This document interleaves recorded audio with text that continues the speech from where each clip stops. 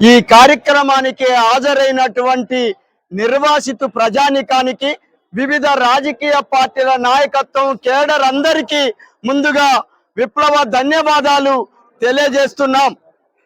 నిర్వాసితులు ఏం కోరుతున్నారు అనేటువంటిదంటే మా ఇళ్ళని కూల్చటం అనేటువంటిది చట్ట విరుద్ధం, అప్రజాస్వామికం, దీన్ని తీవ్రంగా ఖండిస్తున్నామని చెప్పి ఇక్కడ ఉన్నటువంటి వాళ్ళందరూ కోరుకుంటున్నారు.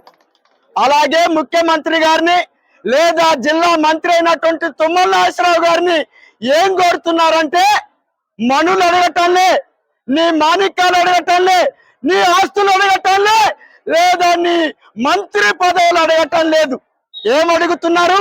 అయ్యా ప్రభుత్వం గారు మాకెక్కడైతే ఇళ్ళని కూల్చేసావో ఆ ప్లేస్ మీద మాకు ఇల్లు నిర్మించండి అనేటని చెప్పి అడుగుతున్నారు. ఇది న్యాయమా అన్యాయమా? న్యాయమైనటువంటిది.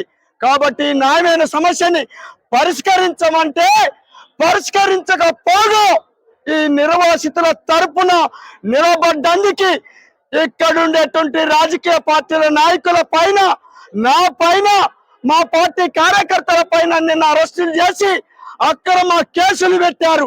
ఇప్పటి వరకు అరెస్ట్ కోసం మా ఆఫీస్ మీద అర్ధరాత్రి కాడ పోలీసులు దాడి చేశారు. ఇది తీవ్రంగా ఖండిస్తున్నాం. ఒక్కటే తెలియజేస్తున్నాం, ఇప్పటికైనా వీరి సమస్యని పరిష్కరించకపోతే రక్తమైనా చిందిస్తాం, ప్రాణాలైనా అర్పిస్తాం, ఖచ్చితంగా విజయం సాధించి తీర్తామని చెప్పి ఇక్కడ పోరాటాల పోరుగడ్డైనటువంటి ఖమ్మం కిలో నుంచి ఈ ప్రభుత్వాన్ని, పాలకుల్ని హెచ్చరిస్తున్నాం.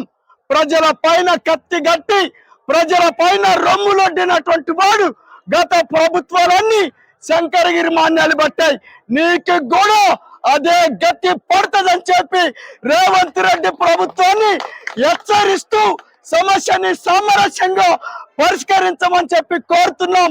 కలెక్టర్ ఆఫీస్ కి మీరందరూ తరలి రావాల్సిందిగా మీ అందరికీ పేరు పేరున విజ్ఞప్తి చేస్తూ నేను ముగిస్తున్నాను.